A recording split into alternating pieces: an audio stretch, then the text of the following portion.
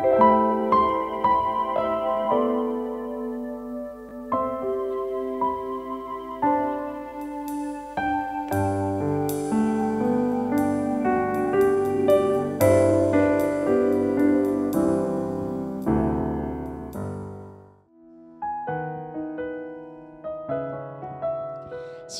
Bapak Ibu yang terkasih, selamat datang di Intimacy Worship. Mari Bapak Ibu kita persiapkan hati kita untuk kita datang beribadah dalam pujian dan penyembahan kita pagi hari ini. Mari kita satukan hati kita berdoa. Terima kasih Tuhan karena Engkau sudah menerima kami apa adanya Tuhan. Bahkan Engkau sudah membawa kami Tuhan dari kegelapan kepada terang-Mu yang ajaib. Terima kasih karena kasih-Mu, Engkau sudah menuntun kami Tuhan kepada kebenaran yang memerdekakan kami. Kami bukan orang yang terhilang dan hidup dalam kesia-siaan lagi. Tetapi sebaliknya kami hidup di dalam kasih Tuhan. Kasih yang sempurna yang menerima kami apa adanya. Kasih yang selalu membuat kami berharga di mata Tuhan. Mungkin sekalipun Tuhan dunia ini melihat kami dengan cara yang berbeda, mungkin menganggap kami tidak berharga, tetapi pagi hari ini kami mau mengingat kembali bahwa di mata-Mu Tuhan setiap kami sangat berharga Tuhan. Sebab itu pagi hari ini sebagai umat yang sudah Kau tebus dengan darah yang mahal, kami mau datang dengan hidup kami, dengan hati kami untuk menyatakan bahwa Engkau adalah Bapa yang baik, Bapa yang sangat baik yang mengasihi setiap kami. Terima kasih, kami mulai ibadah kami di dalam nama Tuhan Yesus. Haleluya, haleluya, amin.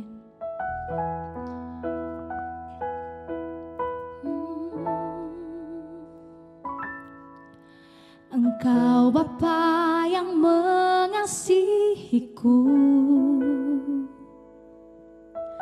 tak Kau pandang bentuk dan rupaku.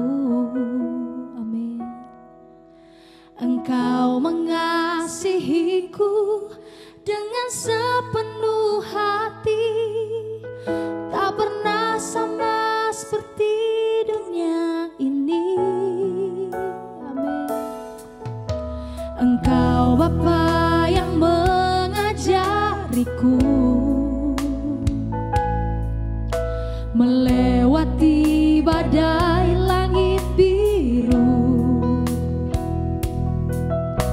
Kau yang buatku terbang bagaikan raja wali, mengatasi segala pencobaan. Kau Bapa-Ku yang baik, mengerti bahasa tetesan air mata.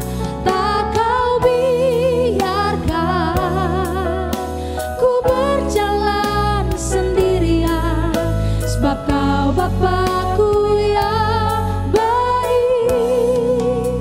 Engkau sungguh baik. Mari bersama-sama kita yang dikasihi Tuhan katakan,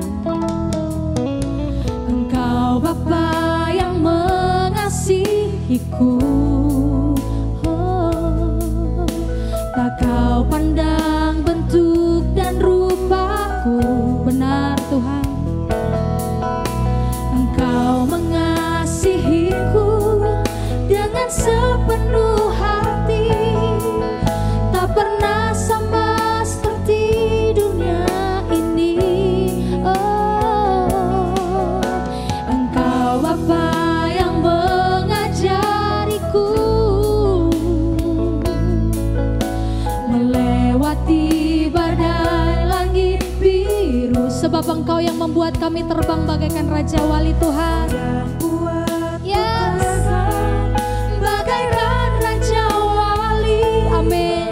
Mengatasi segala pencobaan.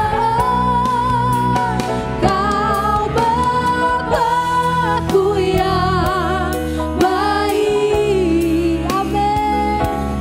Mengerti bahasa tetesan air mata. Tak Kau biarkan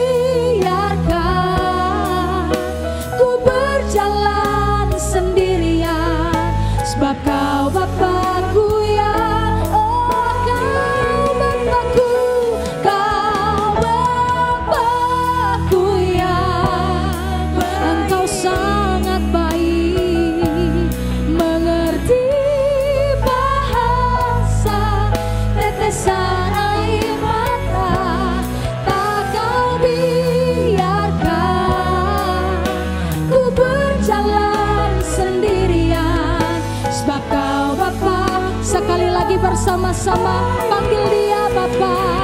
Kau Bapa, Bapakku yang baik, mengerti, kau selalu mengerti, bahkan setiap tetesan air mata kami kau mengerti.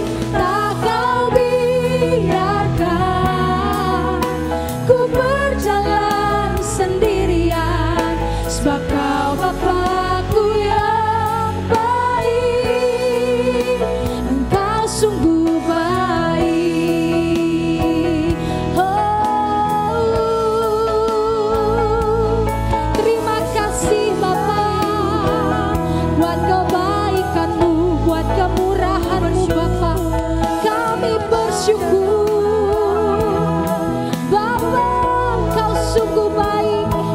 Kau selalu menerima setiap kami, mengerti setiap tetesan air mata kami Tuhan. Sebab Kau mengerti, sebab Kau peduli, sebab Engkau Tuhan membuat kami berharga di mata-Mu. Bapa kami yang sungguh baik, di dalam-Mu ada segala kebaikan, di dalam-Mu segala kemurahan berlimpah. Kami mau datang padamu Tuhan, kami mau tinggal di dalam-Mu, sebab Kau Bapa yang baik. Oh, Shikara Bayara Bayara Bayanamo, oh Yara Baya Shiniara Bayara Bayanamo, oh Yara Baya Shikara Bala Bayanamo. Tak pernah Kau biarkan kami sendiri, bahkan setiap tetesan air mata kami Engkau mengerti Tuhan. Kami tidak perlu mencari-cari Tuhan tempat untuk bisa memahami kami Tuhan. Tetapi pagi hari ini ketika kami duduk diam dan tenang dalam hadirat-Mu, ketika kami menyembah-Mu Tuhan, ketika kami tidak bisa berkata-kata, ketika kami tidak sanggup untuk menyampaikan isi hati kami, hanya air mata yang bisa kami teteskan Tuhan, itu pun Kau mengerti Tuhan. Karena Kau Bapa yang sangat mengerti, Kau Bapa yang sangat setia, Kau Bapa yang sangat mulia.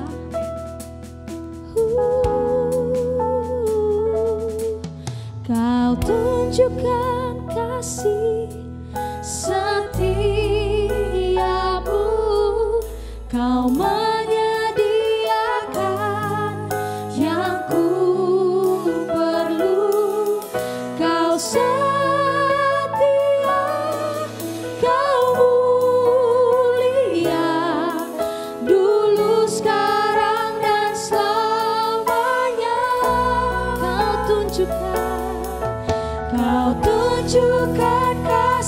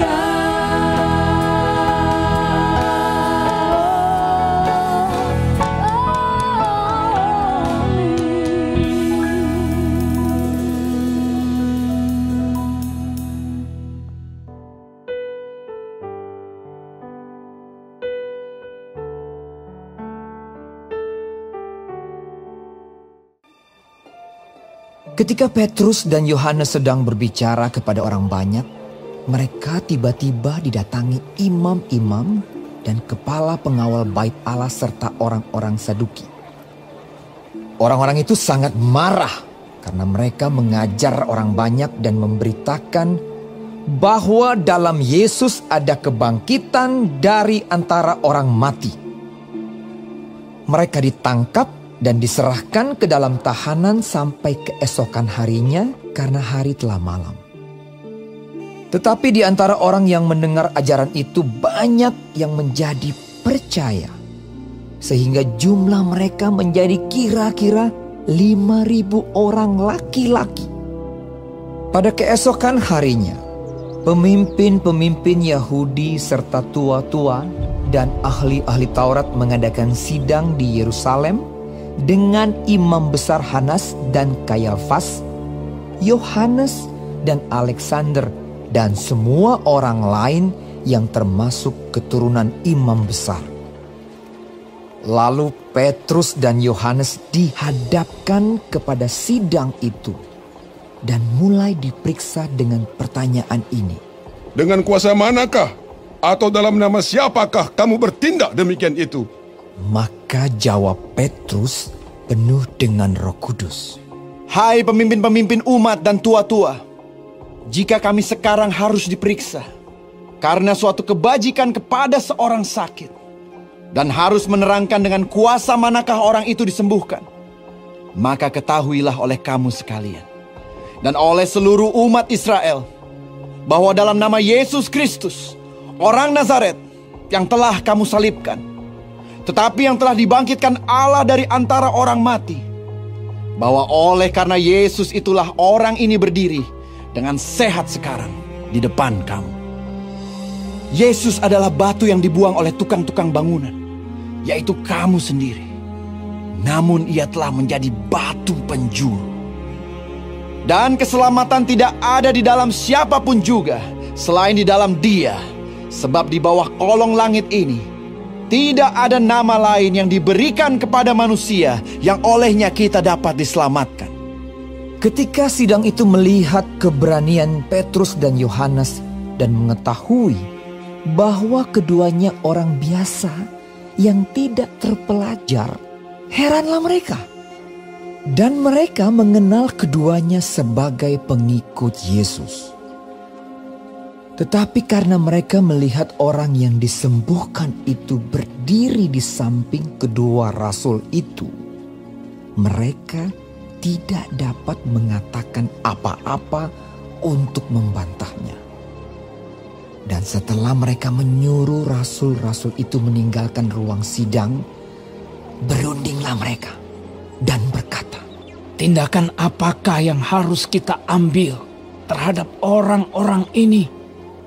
Sebab telah nyata kepada semua penduduk Yerusalem bahwa mereka telah mengadakan suatu mukjizat yang menyolok dan kita tidak dapat menyangkalnya.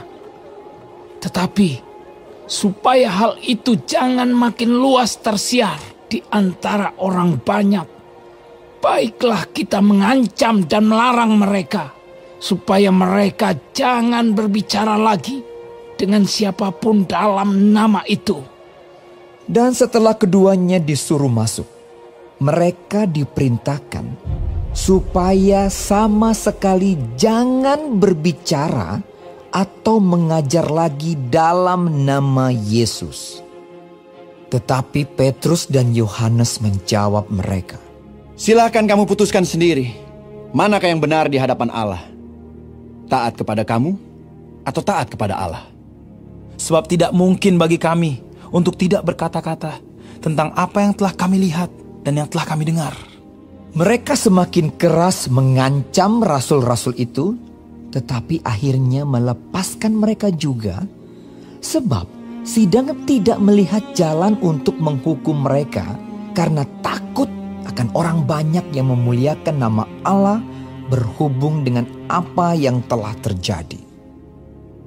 Sebab orang yang disembuhkan oleh mujizat itu sudah lebih dari 40 tahun umurnya. Sesudah dilepaskan, pergilah Petrus dan Yohanes kepada teman-teman mereka. Lalu mereka menceritakan segala sesuatu yang dikatakan imam-imam kepala dan tua-tua kepada mereka. Ketika teman-teman mereka mendengar hal itu, berserulah mereka bersama-sama kepada Allah. Katanya, "Ya Tuhan, Engkaulah yang menjadikan langit dan bumi, laut dan segala isinya. Dan oleh Roh Kudus, dengan perantaran hamba-Mu Daud Bapa kami, Engkau telah berfirman, mengapa rusuh bangsa-bangsa, mengapa suku-suku bangsa mereka-reka perkara yang sia-sia. Raja-raja dunia bersiap-siap, dan para pembesar berkumpul untuk melawan Tuhan dan yang diurapinya. Sebab sesungguhnya telah berkumpul di dalam kota ini Herodes dan Pontius Pilatus beserta bangsa-bangsa dan suku-suku bangsa Israel melawan Yesus, hamba-Mu yang kudus, yang Engkau urapi, untuk melaksanakan segala sesuatu yang telah Engkau tentukan dari semula oleh kuasa dan kehendak-Mu. Dan sekarang ya Tuhan, lihatlah bagaimana mereka mengancam kami. Dan berikanlah kepada hamba-hamba-Mu keberanian untuk memberitakan firman-Mu. Ulurkanlah tangan-Mu untuk menyembuhkan orang. Dan adakanlah tanda-tanda dan mujizat-mujizat oleh nama Yesus, hamba-Mu yang kudus." dan ketika mereka sedang berdoa, goyanglah tempat mereka berkumpul itu, dan mereka semua penuh dengan Roh Kudus. Lalu mereka memberitakan firman Allah dengan berani. Adapun kumpulan orang yang telah percaya itu, mereka sehati dan sejiwa, dan tidak seorang pun yang berkata bahwa sesuatu dari kepunyaannya adalah miliknya sendiri, tetapi segala sesuatu adalah kepunyaan mereka bersama. Dan dengan kuasa yang besar, rasul-rasul memberi kesaksian tentang kebangkitan Tuhan Yesus.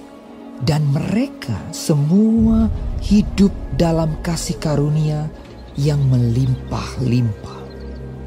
Sebab tidak ada seorang pun yang berkekurangan di antara mereka, karena semua orang yang mempunyai tanah atau rumah menjual kepunyaannya itu, dan hasil penjualan itu mereka bawa dan mereka letakkan di depan kaki rasul-rasul. Lalu dibagi-bagikan kepada setiap orang sesuai dengan keperluannya. Demikian pula dengan Yusuf, yang oleh rasul-rasul disebut Barnabas, artinya anak penghiburan, seorang Lewi dari Siprus. Ia menjual ladang miliknya, lalu membawa uangnya itu dan meletakkannya di depan kaki rasul-rasul.